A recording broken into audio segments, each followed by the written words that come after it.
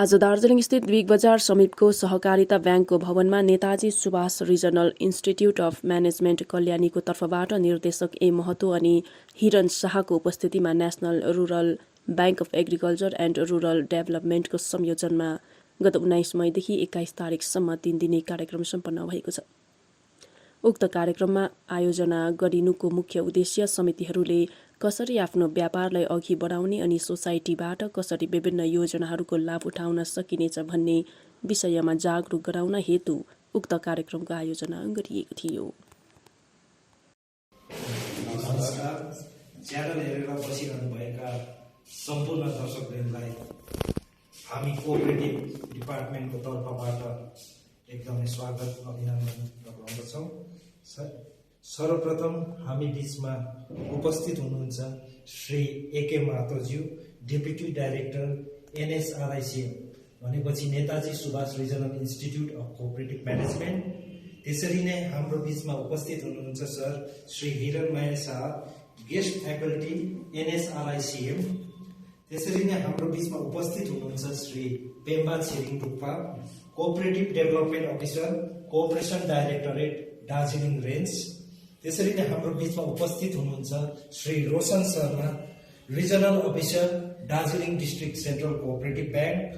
त्यसरी नै हाम्रो बीचमा उपस्थित हुनुहुन्छ Shri Suren Thapa, branch manager Darjeeling district central cooperative bank. र अब म हाम्रा श्री एके महतोज्यू, डेप्युटी डाइरेक्टर एनएसआरआईसीएमलाई आफ्नो केही कुराहरू राखिदिनको निम्ति अनुरोध गर्दछु। हम लोग आज जो दार्जिलिंग में आए हैं, इसका एक ही मकसद है, यहाँ का जो कोऑपरेटिव मूवमेंट है उसको हम लोग को ज्यादा से ज्यादा मोमेंटम देने के लिए हम लोग यहाँ आए हैं। तो हम लोग यहाँ का जो डिपार्टमेंट है कॉर्पोरेशन, उनके सहयोग में और इसके साथ हमारा दार्जिलिंग डिस्ट्रिक्ट कोऑपरेटिव बैंक और यहाँ दार्जिलिंग डिस्ट्रिक्ट जो डिस्ट्रिक्ट कोऑपरेटिव यूनियन है, उनके सहयोग से और पर्टिकुलर यहाँ का जो हमारा ट्रेनिंग वेन्यू है दार्जिलिंग का ब्रांच का, तो उनका मैनेजर साहब का सहयोग में यहाँ हम लोग एक प्रोग्राम आयोजित किया। एक्चुअली आप लोग जानते हैं जो हमारा कोऑपरेटिव ऐसा जो सेक्टर है, इसका हमारा इकोनॉमी में बहुत ही इसका योगदान रहा है। तो एक बात है जो कैसा करके हम लोग छोटे जो डिप्राइव पीपुल है, इकोनॉमिकली वीकर लोग है, उसको सपोर्ट देते हैं कोऑपरेटिव सिस्टम से। इसको थोड़ा हम आपको जानकारी देना चाहते हैं। जैसा ये दार्जिलिंग डिस्ट्रिक्ट में हमारे पास जो डाटा है, ये 46 का पैक्स है और दूसरा टाइप का बहुत सोसाइटी है। लेकिन फार्मर्स लोग को ग्रास रूट में सपोर्ट देने के लिए हमारा वही सोसाइटीज बहुत काम करते हैं। शायद आप लोग को बहुत को पास ये इन्फॉर्मेशन नहीं है, जो हमारा गांव का लोग जो खेती करते हैं उसका काफी कॉस्ट होता है, उसको जो प्रोडक्शन कॉस्ट काफी गिरता है। लेकिन उसको सपोर्ट देने के लिए हमारा क्या है मैकेनिज्म, जो हमारा गवर्नमेंट का जो प्रोसीजर है, हमारा जो नाबार्ड का प्रोसीजर है, उससे हम लोग क्या करते हैं, through district central cooperative bank के थ्रू से हम लोग को फार्मर का 7% में हम लोग को केसीसी देते हैं। तो जो किसान क्रेडिट कार्ड लोग को मिलता है, ये हमारा डिस्ट्रिक्ट सेंट्रल कोऑपरेटिव बैंक हमारा पैक्स को देते हैं, पैक्स मेंबर को देते हैं। लेकिन 7% का सबसे बड़ा फायदा क्या है, एक तो कोई आपको हैकल फ्री है, इसमें कोई ये नहीं है, प्रॉब्लम नहीं, ज्यादा हम अपना लोग मैनेज करते हैं। तुरंत हमारा कोऑपरेटिव बैंक अपना बैंक है, स्टेट गवर्नमेंट प्रोमोटेड बैंक है। यहाँ का टोटल जो लोग को डिपॉजिट है, इन्वेस्टमेंट है, ये हमारे स्टेट का काम के लिए लाते हैं। तो क्या करते हैं, जो लोग राइट टाइम पर पैसा हम लोग को वापस कर देते हैं, जो फार्मर लोग लिया, उसको फिर 3% हम लोग सब्सिडी देते हैं। तो 4% में ये एक फैसिलिटीज मिलता है। दूसरा है क्या, हमारा बैंक का सपोर्ट में, हमारा district central cooperative bank Darjeeling का सपोर्ट में हम लोग क्या किया, बहुत बैंक्स में कस्टमर सर्विस पॉइंट बनाया और डिपॉजिट मोबिलाइजेशन काउंटर भी खोला, जो एक बैंकिंग एक्टिविटी है। लीगल रूप में हम लोग तो डायरेक्ट बैंक नहीं हो सकता, लेकिन बाकी बिजनेस पार्टनर हमारा डिस्ट्रिक्ट सेंट्रल कोऑपरेटिव बैंक का होकर के हम लोग को उसको बहुत सर्विस देते हैं। पहले देखा था गांव का वाला लोग, उसको कहीं आसपास में डिपॉजिट करने का कोई फैसिलिटीज नहीं रहा। तो ये लोग क्या करते थे, बहुत टाइप के चीट फंड आते हैं, उसमें लोग को अपना एक्सपर्ट होना पड़ता था। तो अभी जो ये फैसिलिटी हमारा डिस्ट्रिक्ट सेंट्रल कोऑपरेटिव बैंक का मदद से, जो और हमारा डायरेक्टरेट का जो कॉर्पोरेशन का डिपार्टमेंट के थ्रू से जो कस्टमर सर्विस पॉइंट खोल दिया, उसके लिए लोग को बहुत ही अच्छा इजी बैंकिंग ट्रांजैक्शन करने का मौका मिला। ये जो इलेक्ट्रॉनिक बैंकिंग सिस्टम है, इसमें लोग बहुत क्विक सर्विस मिल रहा है, जो जैसा हमारा नेशनलाइज और कमर्शियल बैंक में सिमिलर टाइप का फैसिलिटी आज का दिन में हम टेक्नोलॉजी एनेबल्ड हमारा दार्जिलिंग डिस्ट्रिक्ट कोऑपरेटिव बैंक है, उसके थ्रू से हमारा पैक्स जो है उसको भी हम लोग डेवलप किया और उन लोग को ये मिल रहा है। तो ये एक सेक्टर है। और फिर भी हम लोग आज जो ये प्रोग्राम करने के लिए यहाँ आए थे दार्जिलिंग में, हम लोग 3 दिन का जो प्रोग्राम हुआ, यहाँ का प्रोग्राम हम लोग पर्टिकुलरली पैक्स सेक्टर को और से और ज्यादा बिजनेस डाइवर्सिफिकेशन कैसा करके करे, इसके लिए ये प्रोग्राम आयोजित किया। ये जो 3-4 पार्टनर हमारा साथ बैठे हैं हमारा यहाँ, इन लोग का सहयोग में हम लोग चाहते हैं आने वाला दिन में दार्जिलिंग एक अच्छा कोऑपरेटिवली डेवलप डिस्ट्रिक्ट का रूप में उभर कर आए। तो हम लोग इसके लिए प्लान बनाया। नाबार्ड का सपोर्ट में हम लोग फर्स्ट टाइम, हम लोग नाबार्ड ऑल बंगाल में हम लोग प्रोग्राम करते हैं, तो हम लोग इस साल दार्जिलिंग को चॉइस किया। जो दार्जिलिंग का जितना पैक्स है उसको हम लोग सपोर्ट करने के लिए हमारा ये 3 दिन का प्रोग्राम का हम लोग डिजाइन किया था। इसमें क्या किया था, हम लोग एक साथ में बोर्ड ऑफ डायरेक्टर्स और मैनेजर दोनों को बुलाया, क्योंकि बहुत टाइम कोई डिसीजन मेकिंग में गैप होता है, इंप्लीमेंटेशन में गैप होता है, तो एक साथ में बैठ के हम लोग इस प्रोग्राम को डिजाइन किया। इसमें 2-3 मुद्दा हम लोग चर्चा किया। एक तो है एक सोसाइटी मैनेजमेंट के लिए, उसको एक्ट रूल के बारे में सभी को जानकारी के लिए हम लोग डिटेल्स चर्चा किया। उसके बारे में चाहे बोर्ड का क्या रोल होना चाहिए, मैनेजर का क्या रोल होना चाहिए, सबके बारे में रूल एक्ट में क्या हमारा इलेक्शन का प्रोविजन है, मीटिंग का प्रोविजन, इसके बारे में चर्चा किया। दूसरा है हमारा रिक्रूटमेंट पॉलिसी क्या होगा, बोर्ड का क्या होना चाहिए, इसके बारे में चर्चा किया।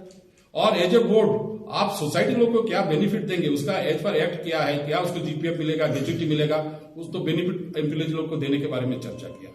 तो इसका प्रोग्राम में जो मेन टारगेट था, जो बिजनेस नहीं बढ़ाने में आने वाला दिन में कॉम्पिटिटिव वर्ल्ड में हम लोग सर्वाइव नहीं कर सकते, क्योंकि दुनिया चेंज हो रहा है, तो उसके साथ हमको प्रोफेशनलिज्म डेवलप करना पड़ेगा।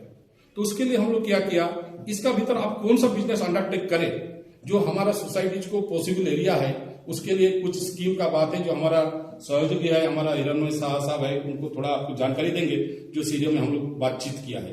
तो हम लोग डाइवर्सिफिकेशन का बहुत एरिया किया। गवर्नमेंट ऑफ इंडिया का नाबार्ड का जो नया नया स्कीम आया उसके बारे में भी चर्चा किया। पर्टिकुलरली जो एग्रीकल्चर इंफ्रास्ट्रक्चर फंड नया आया है, जो 1 लाख करोड़ का स्कीम है गवर्नमेंट ऑफ इंडिया का, ये कैसा ढंग से लागू हो रहा है। और एक सबसे बड़ा चेंज आ रहा है जो आप लोग जानकारी आपको शायद होगा, जो अभी हमारा ऑल इंडिया में सभी पैक्स अभी वैसा नाम नहीं रहेगा, जो उसको मल्टी सर्विस सेंटर का रूप में परिचित होगा। मतलब एक एक्टिविटी नहीं, एग्रीकल्चर छोड़ के कोई भी बिजनेस, इवन आपको पेट्रोल पंप कहिए, एलपीजी गैस कहिए, फार्मेसी बिजनेस कहिए, कोई भी हम स्टार्ट कर सकते हैं। तो ये बात है जो अभी नया जो एक बायलॉ बनेगा ऑल इंडिया में, उसमें आपको मालूम होगा, बाद में जो आपको पास पहुंचेगा, थोड़ा आपको वो अंडर प्रोसेस में हमारा इंस्टीट्यूट का एक फैकल्टी मेंबर, उसको मेंबर कन्वेनर है दिल्ली में, जो सेंट्रल कमेटी बना, उसमें देखा जाएगा करीब 50 to 60 इवन आपको सोसाइटी एक्सपोर्ट करने का भी बायलॉ में रख सकता है। ऐसा कोई ऑर्गेनिक फार्मिंग करे, हमारे हिल एरिया में देखना पड़ेगा इसका हमारा सूटेबल क्या है, क्लाइमेट कैसा एग्रीकल्चर फार्मिंग होना है, मॉडल फार्मिंग, इसके लिए हम लोग ध्यान देंगे। तो उस सब हमारा चर्चा चला और हम लोग जितना पार्टिसिपेट किया है बहुत ही इंटरेस्ट से पार्टिसिपेट किया है, और उसका जो क्वेरीज था हम लोग उसको मीटअप करने का बहुत ही कोशिश किया। हमारा बैंक का डिपार्टमेंट ऑफिसर का सपोर्ट लेकर के उस प्रॉब्लम को सॉल्व करने का हम लोग आने वाला दिन में नया प्लान बनाएंगे, और कुछ ऐसा एक्शन पॉइंट लेंगे जो हमारा कोऑपरेटिव मूवमेंट का इमेज बढ़े और हमारा कोऑपरेटिव का एक्टिविटीज बढ़े, ये हम लोग चाहते हैं। और हमारे इंस्टीट्यूट के बारे में 2 लाइन बोल के मैं हमारा बात खत्म करूंगा। जो नेताजी सुभाष इंस्टीट्यूट बहुत पुराना गवर्नमेंट ऑफ इंडिया का कोऑपरेटिव का ट्रेनिंग कॉलेज है। इसका अंडर में 4 स्टेट आता है, वेस्ट बंगाल, सिक्किम, त्रिपुरा और अंडमान। यहाँ डिपार्टमेंट ऑफिसर लोग का भी ट्रेनिंग होता है और सोसाइटीज का लोग का भी होता है, बैंक ऑफिसर लोग का भी ट्रेनिंग होता है। ये छोड़ के रिसेंटली हम लोग 2-3 गवर्नमेंट से पार्टनर हुआ। अभी आपको जानकारी शायद है या नहीं पता नहीं है, अभी मिनिस्ट्री ऑफ डिफेंस उसका जो ऑफिसर लोग रिटायर करते हैं, जो जेसी है जूनियर कमीशन ऑफिसर, उसके लिए भी कोऑपरेटिव के लिए 3 महीने का डिप्लोमा इंडस्ट्रियल प्रोग्राम भी हमारे स्कूल में चालू किया। तो 4-5 प्रोग्राम हो रहे हैं। हम लोग SEBI security exchange board of India का उसके साथ पार्टनर होकर के जो कमोडिटी एक्सचेंज में कैसा करके सोसाइटी पार्टिसिपेट करे, जो इलेक्ट्रॉनिक ट्रेडिंग प्लेटफॉर्म है उसको भी हुआ। और एक लास्ट में हम बात जो करना चाहते हैं, जो मैनेज हैदराबाद है उसके साथ हम लोग पार्टनर होकर के फार्मर लोग का मॉडर्न जो एग्रीकल्चर टेक्नोलॉजी है उसको जानकारी के लिए, इनपुट का बिजनेस के लिए, लाइसेंस मिलने के लिए एक कोर्स डेवलप किया, ये भी चल रहा है। और हमारे इंस्टीट्यूट में नमस्कार, सर्वप्रथम म Netaji Subhash regional institute of cooperative म्यानेजमेन्टबाट आउनुभएका हाम्रा ए महतो साहब अनि फ्याकल्टी मेम्बर हाम्रो हिरण शाहज्यूलाई धेरै धेरै धन्यवाद दिन चाहन्छु। उहाँहरू कल्याणीबाट यहाँबाट हामीलाई आज उहाँले हाम्रो प्याक्सका म्यानेजर अनि बोर्ड अफ डाइरेक्टरलाई सोसाइटीलाई कसरी अझ उन्नतिको पथमा लानुपर्ने हो अनि यसलाई कसरी अझ उहाँको बिजनेसलाई डाइभर्सिफिकेसन गर्नुपर्ने हो, यस विषयमा उहाँले राम्रोसँग प्रशिक्षण दिनुभयो।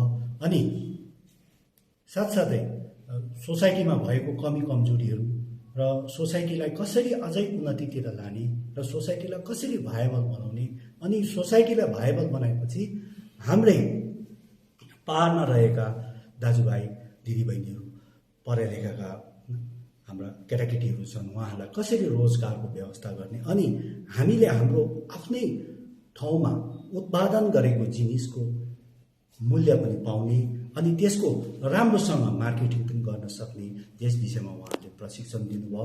र यस प्रशिक्षण दिएकोमा अनि उहाँको बहुमूल्य समयले हाम्रो पैक्सलाई धेरै नै, इसमें कोई ये नहीं है, प्रॉब्लम नहीं, ज्यादा हम अपना लोग मैनेज करते हैं। तुरंत हमारा कोऑपरेटिव बैंक अपना बैंक है, स्टेट गवर्नमेंट प्रोमोटेड बैंक है।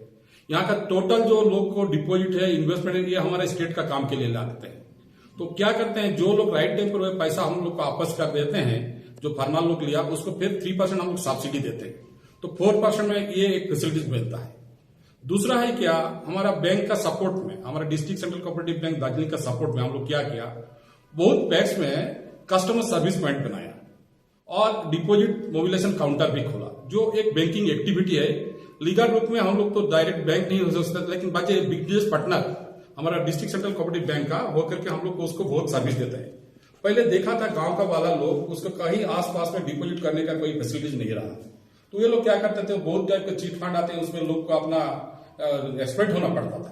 तो अभी जो ये फैसिलिटी हमारा डिस्ट्रिक्ट सेंट्रल कोऑपरेटिव बैंक का मदद से, जो और हमारा डायरेक्टरेट का जो कॉर्पोरेशन का डिपार्टमेंट के थ्रू से जो कस्टमर सर्विस पॉइंट खोल दिया, उसके लिए लोग को बहुत ही अच्छा इजी बैंकिंग ट्रांजैक्शन करने का मौका मिला। ये जो इलेक्ट्रॉनिक बैंकिंग सिस्टम है, इसमें लोग बहुत क्विक सर्विस मिल रहा है, जो जैसा हमारा नेशनलाइज और कमर्शियल बैंक में सिमिलर टाइप का फैसिलिटी आज का दिन में हम टेक्नोलॉजी एनेबल्ड हमारा दार्जिलिंग डिस्ट्रिक्ट कोऑपरेटिव बैंक है, उसके थ्रू से हमारा पैक्स जो है उसको भी हम लोग डेवलप किया और उन लोग को ये मिल रहा है। तो ये एक सेक्टर है। और फिर भी हम लोग आज जो ये प्रोग्राम करने के लिए यहाँ आए थे दार्जिलिंग में, हम लोग 3 दिन का जो प्रोग्राम हुआ, यहाँ का प्रोग्राम हम लोग पर्टिकुलरली पैक्स सेक्टर को और से और ज्यादा बिजनेस डाइवर्सिफिकेशन कैसा करके करें, इसके लिए ये प्रोग्राम आयोजित किया। ये जो 3-4 पार्टनर हमारा साथ बैठे हैं हमारा यहाँ, इन लोग का सहयोग में हम लोग चाहते हैं आने वाला दिन में दार्जिलिंग एक अच्छा कोऑपरेटिवली डेवलप डिस्ट्रिक्ट का रूप में उभर कर आए। तो हम लोग इसके लिए प्लान बनाया।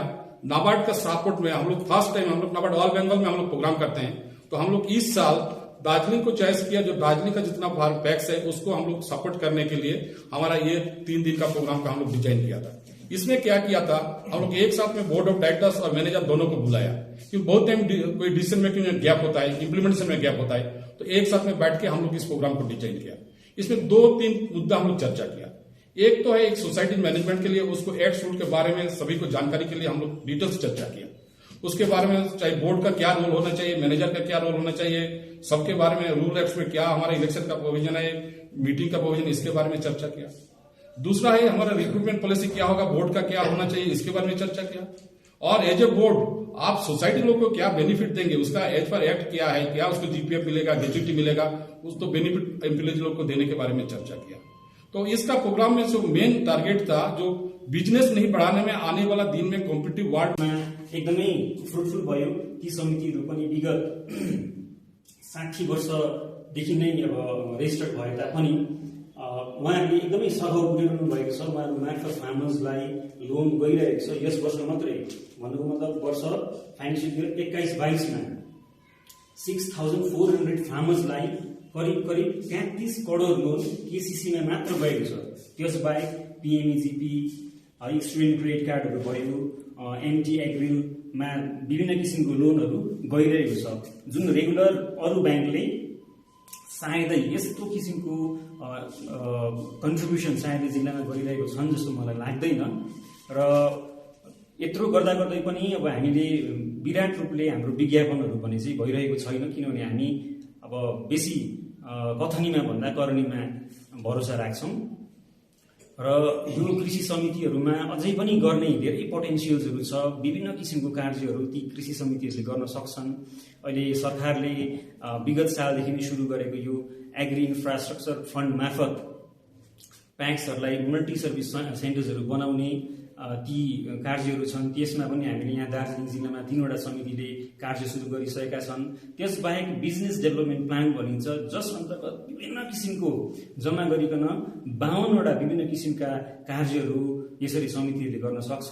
तर कतिवटा चेतनामूलक कार्यहरू नभएको कारणले गर्दाखेरि समितिहरू पनि अलिकति अन्योलमा परिरहेको, हुन त कोअपरेटिभसँग सम्बन्धित चारैवटा निकायले ती समितिहरूलाई डोर्याउने काम गरिरहेको छ र पनि अब यहाँको पहाडको कतिवटा माहौलले गर्दाखेरि, कतिवटा डिस्टर्बेन्सेसको कारणले गर्दाखेरि जुन हुनुपर्ने उपलब्धि चाहिँ हासिल नभएको जस्तो हामीलाई फिल भएको कारणले गर्दा यो प्रशिक्षण शिविर राखिएको थियो र जुन यो प्रशिक्षण शिविरले धेरै नै उहाँहरूलाई ती जो प्रबन्धकहरू आउनुभएको थियो अनि प्याक्सबाट निर्देशक मण्डलीको पक्षबाट पनि आउनुभएको थियो, उहाँहरूले धेरै नै यो प्रशिक्षणबाट फाइदा उठाउनु भयो, धेरै नै उहाँहरूको आँखामा मोटिभेट भएको एउटा हामीले त्यो झल्कियो र आउने दिनहरूमा अझै यो सहकारी आन्दोलन फस्टाएर यो जिल्ला अझै अगाडि बढ्छ, सहकारी मार्फत यो जिल्लाको विकास अवश्य हुन्छ भन्ने हामी विश्वास गर्दछौँ र यो प्रशिक्षण एकदमै सफल भएको थियो भन्न चाहन्छु।